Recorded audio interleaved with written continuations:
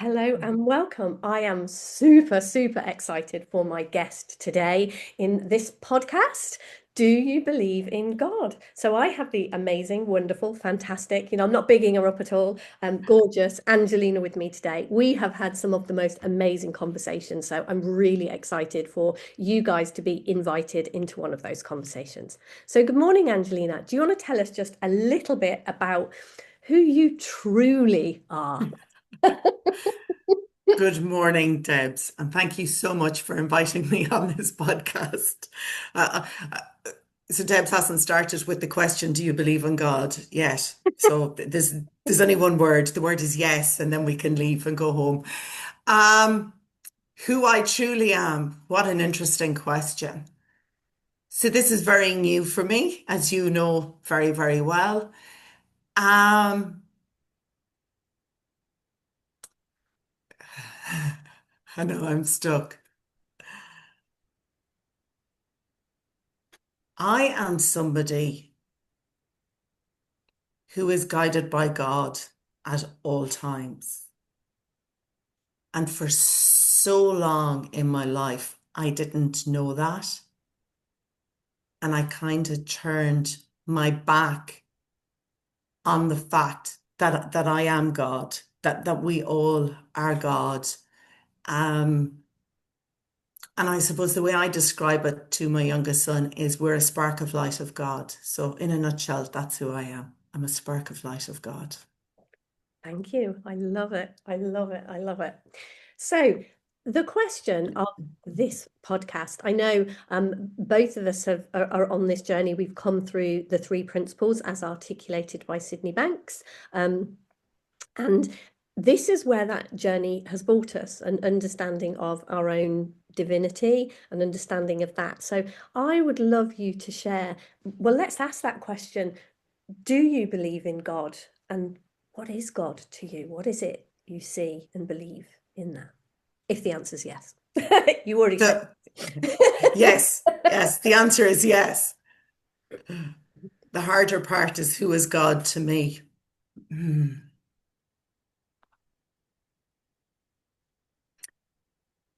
The very breath that breathes me, the very thing that makes my heart beat, the very thing that creates thoughts in my head. To me, that that's God. And more than that, the aliveness,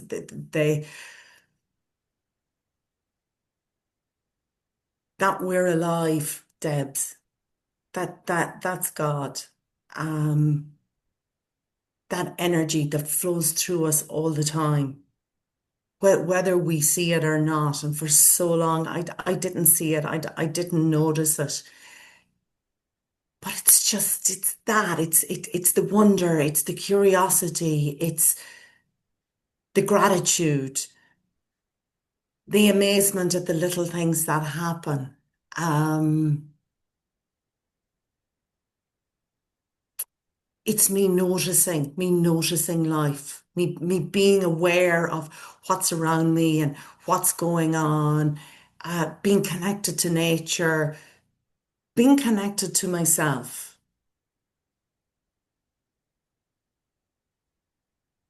being connected to that divine aspect of who I am.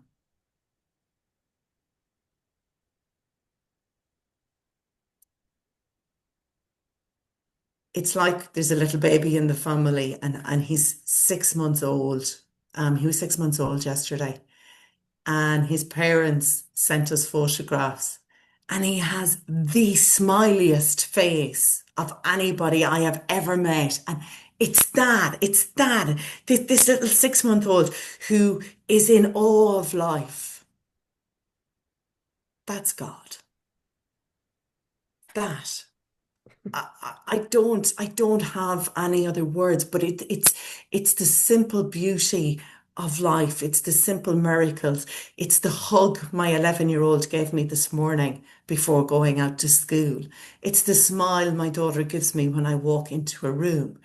you know what? It's even the grunt my teenager gives me when I try to communicate with them. It's all of that. The beauty, the wonder, the freedom to be able to choose whatever it is we want, whatever response we want. It's the brightness of your top and the beautiful flowers on it. But that's God. Everything around us has been created through this divine power. So it's everything. It's everything we see, we touch, we hear, we feel, and so much more.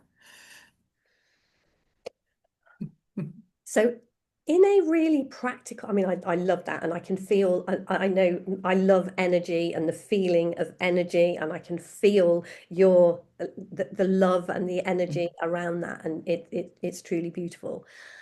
In a really practical way, like you talked about a teenager and two sons, and I know your daughter is disabled and has challenges in life, you might say, or maybe you don't see it that way now, but you have a Mm. husband, you have all of these things that very often we can get bogged down with.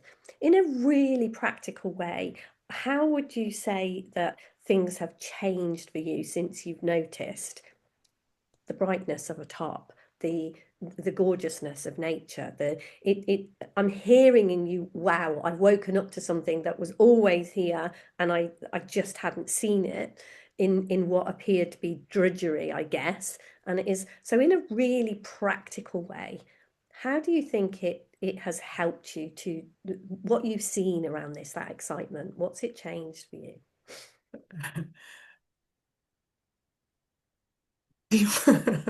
Oh, this is ridiculous. But the only thing coming to mind is I kick up my heels and dance. So much more lighthearted, Debs. Life is so much easier. I don't take it seriously. I don't take it personally. I don't take my teenager going, as a communication response, as anything got to do with me. Um, and I suppose for me, if we're to talk about my daughter, and I mean at this stage, so many people have heard this story.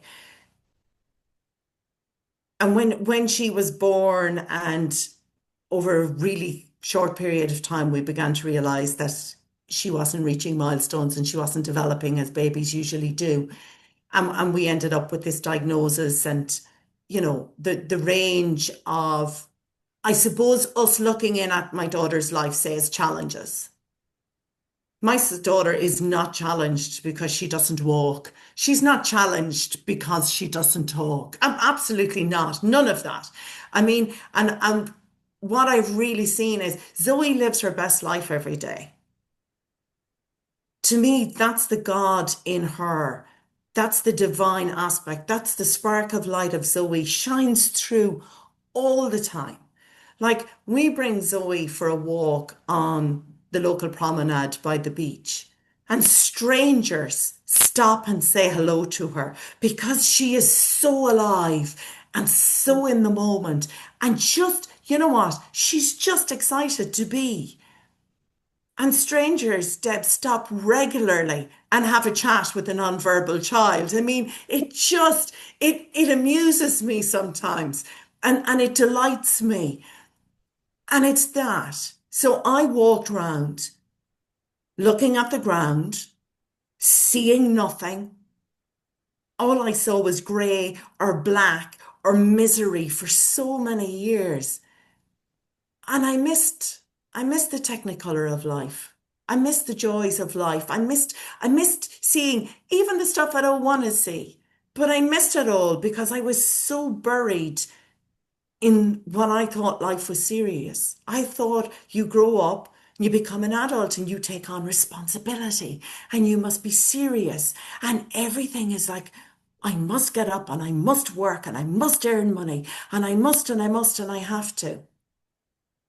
I don't know, my daughter is very happy sitting in a wheelchair all day long and embraces every experience. And I like for Zoe, I remember a therapist saying to me many, many years ago, well, Angelina, you're going to have to bring the world to Zoe because she's not able to go out and experience it for herself. Now, Zoe isn't going on 5 wonderful holidays a year and she isn't going on mad adventures. Zoe's life is the school bus, which absolutely delights her beyond anything I have ever seen, to get on the bus. So, how many of us stop and appreciate that we can get on a bus? Mm. How many of us stop and appreciate that we can drive from A to B? Zoe gets on a bus. Her delight is it's bursting out of her to see the bus driver and the escort every day. She goes to school. She comes home. She watches Mr. Tumble on TV over and over and over again. And every single time she watches that same episode, whilst I'm going, oh, it's driving me nuts, she delights in it like it's her first time.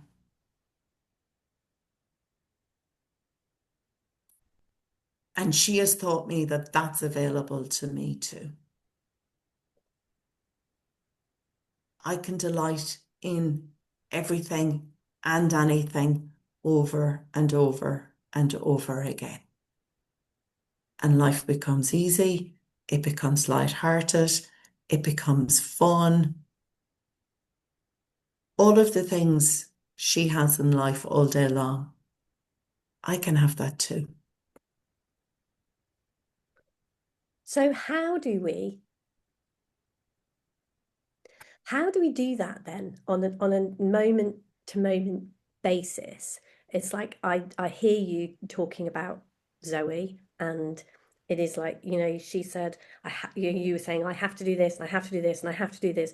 And it can really feel like that. I know my life can feel like that sometimes. I've got to do that. And it's kind of like, well, it's all very well saying, Zoe's okay not doing any of that, but I do have to do that.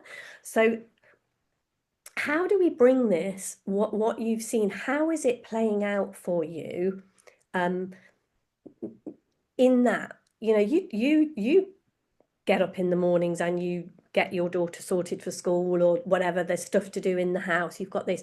How does it play out in a practical way, in that sense, in stuff that, as adults, as people in the world, it's like, I guess, even if you say we have chosen to take on some of the responsibilities and some of the doing, if we've had children, if we've taken on a job, whatever it is, how does it relate in there, do you think? What you've seen, what's happening for you?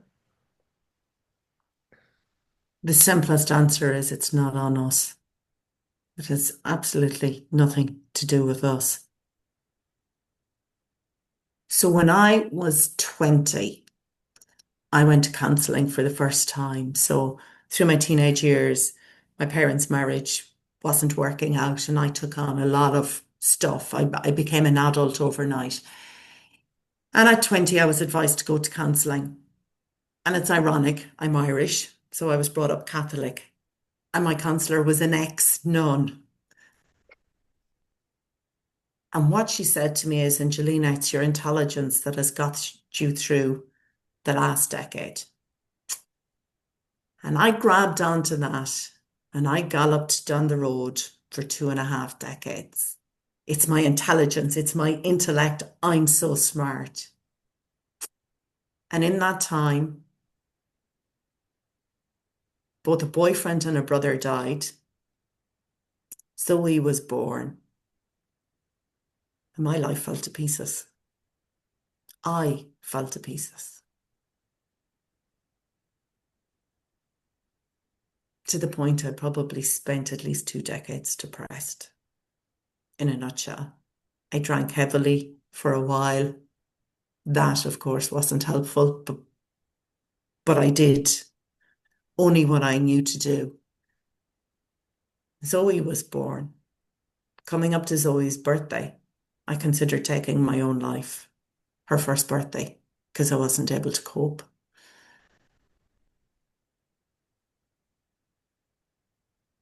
And in all that time, the piece I was missing was God. The piece I was missing was spirituality. The piece I was missing is none of this is on me. Zoe being born with a rare syndrome had actually nothing to do with me. It was a gift God gave me to see something different. And when I didn't quite see it with her, I was given a third child who pushed the buttons that Zoe's disability didn't push. And yeah, I when I turned to God and began to have some inkling of the spiritual nature of this life, everything began to become easier. Not overnight. I'm quite the slow learner, no matter what intelligence the ex-nun thought I had. But over time, Debs, and you use a word called our God entity, which I absolutely love. And even recently, I've started to step into my God entity. Who am I? Who did God create me to be? And I've started being that. And now I can see and go, that's where the struggle was because I was denying me. Somebody said to me recently, "Oh, you found something." I went, "No, no, no, there was nothing lost to be found. I didn't find anything, but I am embracing who I really am."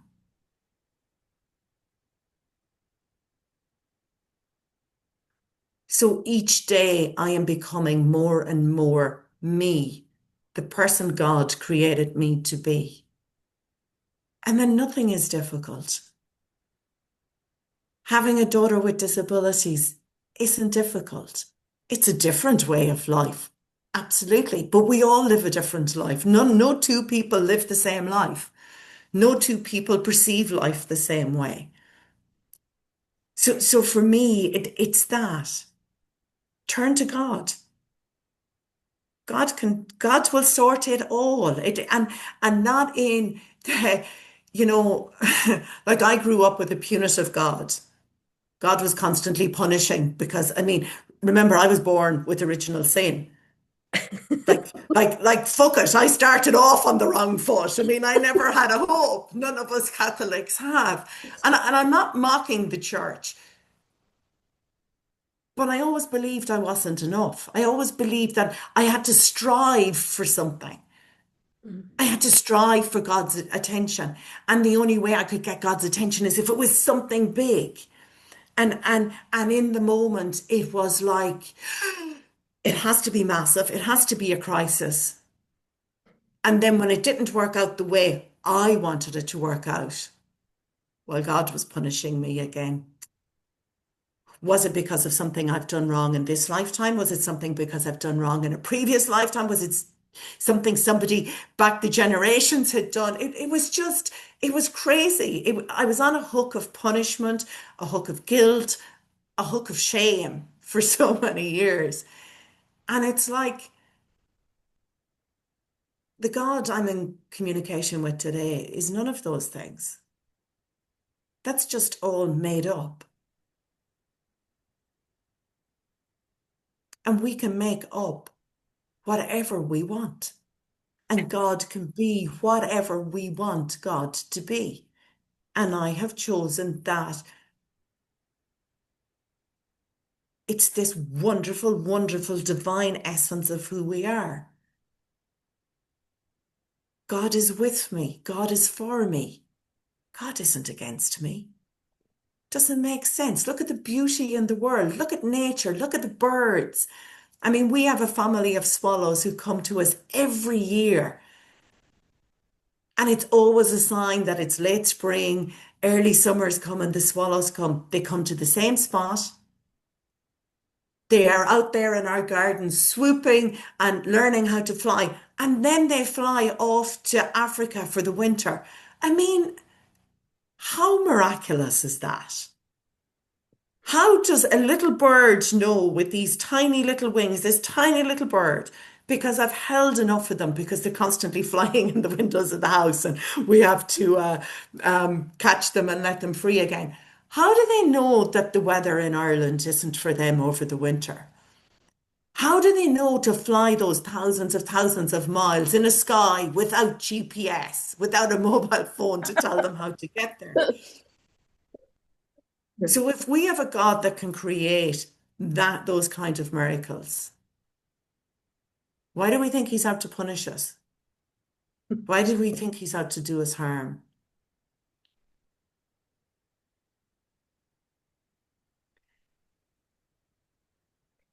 And when we have what we perceive as a problem or a challenge, lean back into the arms of God and hand it over. And my experience is everything works out exactly the way it's supposed to. Maybe not the way I want it to, maybe not the way I think is the right way, but nothing is wrong. Nothing is a mistake. Everything is as it's supposed to be.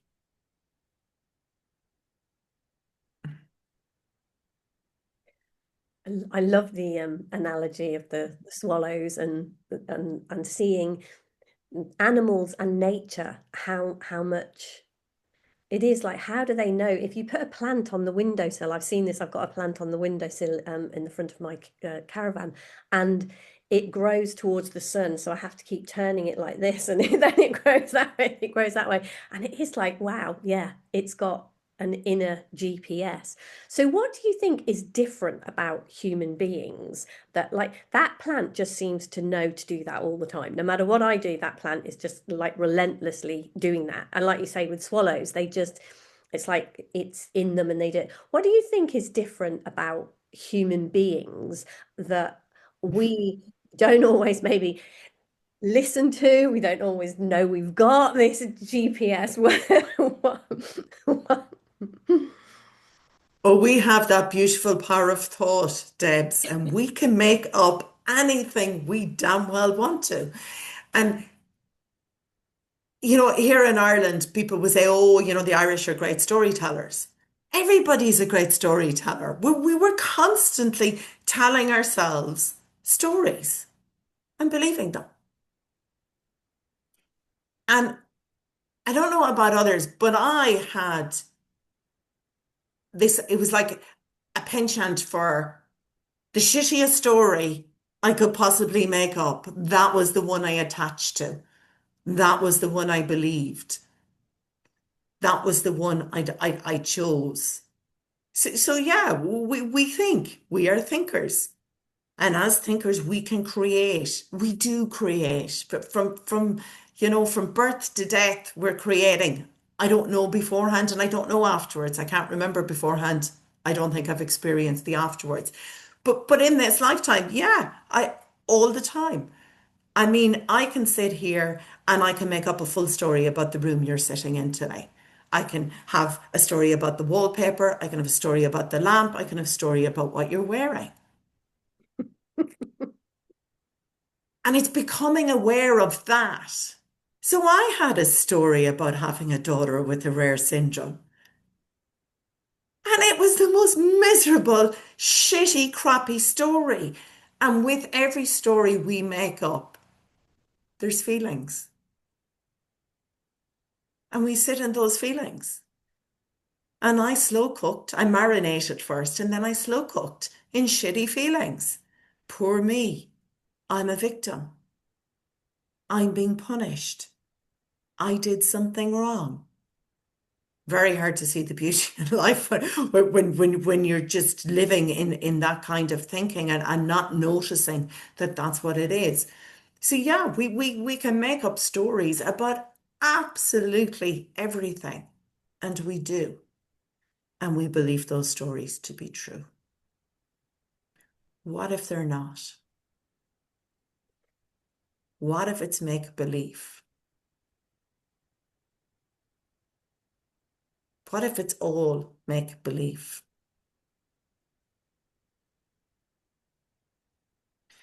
And then that begs the question, well, what else is there? If the stuff that's going on in my head is make believe, but then what else is there?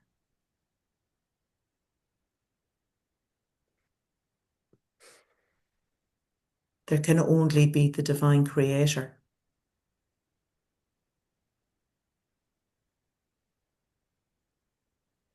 So even with stuff that, like, I mean, obviously this it hasn't made your daughter not have a syndrome. It, No, no, my daughter still can't walk and talk.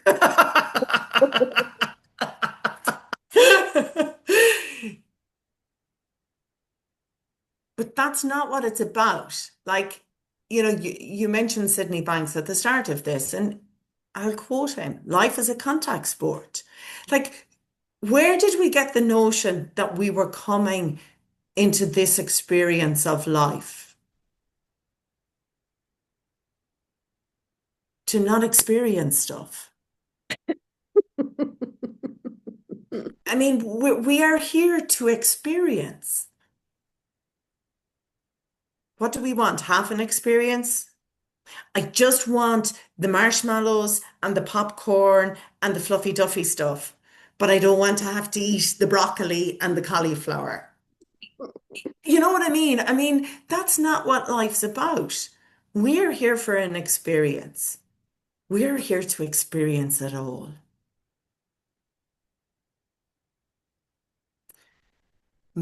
For me, and I can only speak for me, is that for so many years, my experience of Zoe was awful. I felt shame because I had a daughter with disabilities. I blamed me. I blamed the world. I blamed God. And in those days, all I saw was a child with a really limited life. She can't do anything for herself. I mean, who wants, who wants this life?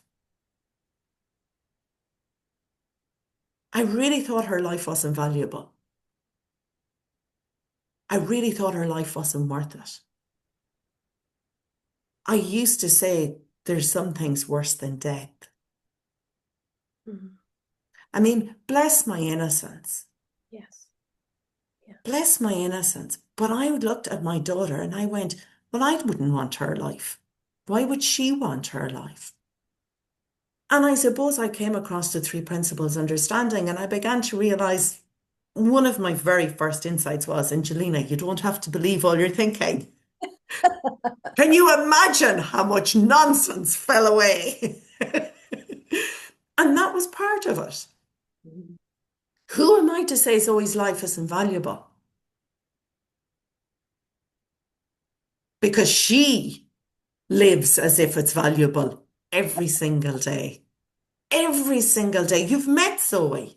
I have, and she's so excited by life. Yes, by life. Interestingly, I was listening to something yesterday. I can't even remember what it was, but I heard somebody. They were actually talking about a Bible story where there is a man who was laid by a pool of Bethesda, I think it is, and he's an invalid. He can't walk, and he's lain there for something like 38 years or something, waiting for a miracle. And apparently, if you get into this pool at a certain time, when an angel stirs the pool, if you get into the pool, there will be a miracle. And Jesus came along and told him to walk, and he got up and walked. He healed him like this. But the point, what I heard in this story yesterday was the word invalid, and somebody said the word invalid, and then they said, that's invalid. Where do we see ourselves as invalid? And it's like, and if we take this story as not only the story, because one of the things that I really see about stories, whether they're Bible stories, whatever, they have so many levels and so many layers, and all of these things. It's not just we don't need to take just one. We can come back again and again and see it on different levels. So what I heard in this yesterday was that they said, this person said something about invalid. And I really heard in when you said, we're talking then about Zoe and kind of saying, you looked at her life and thought it was invalid. She was invalid. And in actual fact, what was going on was she's living her best life and you are creating your life as invalid. And Yes. then it's kind of seeing, okay, so where am I blind? Where am I unable to, where am I stuck? Where am I unable to walk or move forward? Where am I creating myself as invalid in this moment? And what I'm hearing in what you're saying, and this is why I think there is so much gold in God and the Bible. And we get it so tangled up with religions that tell us how we need to interpret these things. And for me, a huge part of this is exactly like you said, we can interpret this ourselves. We can look at this and see what is helpful to us. And so actually seeing, yeah, Zoe is absolutely not an invalid or invalid. She may, and it is like, but where were you being that?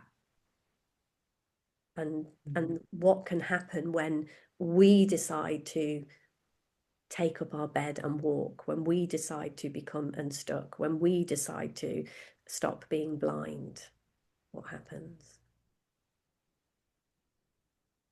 Wow, Debs. Yes, yes. What a wonderful reflection. Where are we invalid? And I'm going to say I have been for years. So I came across the principles a number of years ago, and there was such relief. I don't have to believe all my thinking. And there was this massive sense of relief at first. And then as the years have went by, I was still stuck. And it's that. It's actually that. You voiced that beautifully. Where was I invalid? And the real recovery for me is turning to God. And that can sound like pie in the sky. So the real recovery for me was returning to me. And it's taken up the position, taken up I don't have another word for it offhand, but taking up and being who I really am. And you know this. This is like a month or 4 weeks, if even, into me embracing who I am. And everything has changed. Absolutely everything. I mean, I am a woman in my late 40s. You know, I can go down all the perimenopause route. In the last 3 or 4 years, I have piled on the weight. Bloody hell, it just every time I look at myself, I'm bigger. And the mantra has been, and it is across the board, oh, no matter how much exercise you do, you can't shift that perimenopause weight. And I've sat in that for the last 3 years. And in the last few weeks, I have turned to God and I have said, I need your help with this. I need some inspiration. I'm not exercising enough. My diet, of course, come 8 o'clock in the evening, it just goes out the window and I eat all sorts of crap. And God is helping me.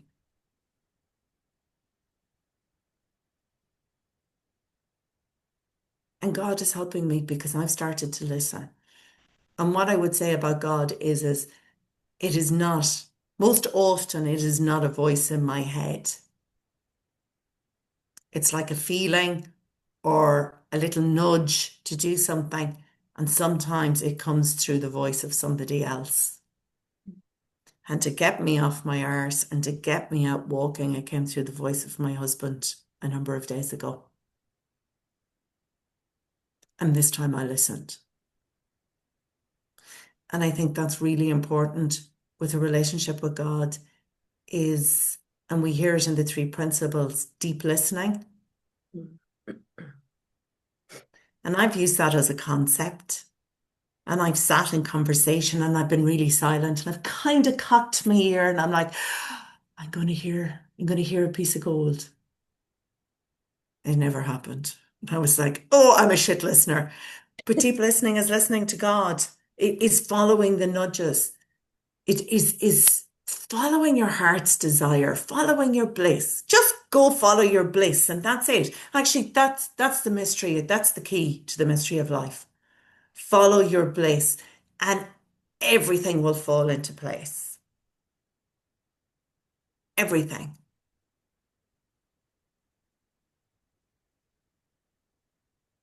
And it's just simply, for me, is trusting that. And when I follow my bliss, everything falls into place. I'm a happier, more content person. That spills out into my family. Um, there's more joy, there's more peace, there's more contentment, there's more understanding. Follow your bliss. That is following the path of God. That is walking the path of God, and that is being in communion with God.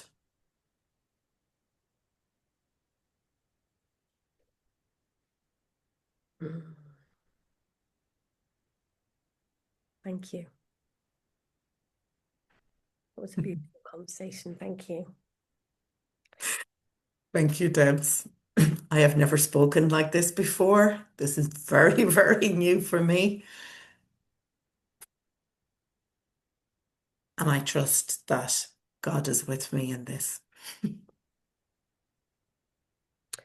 So if people enjoyed this conversation and want to know more about you, where can they find you?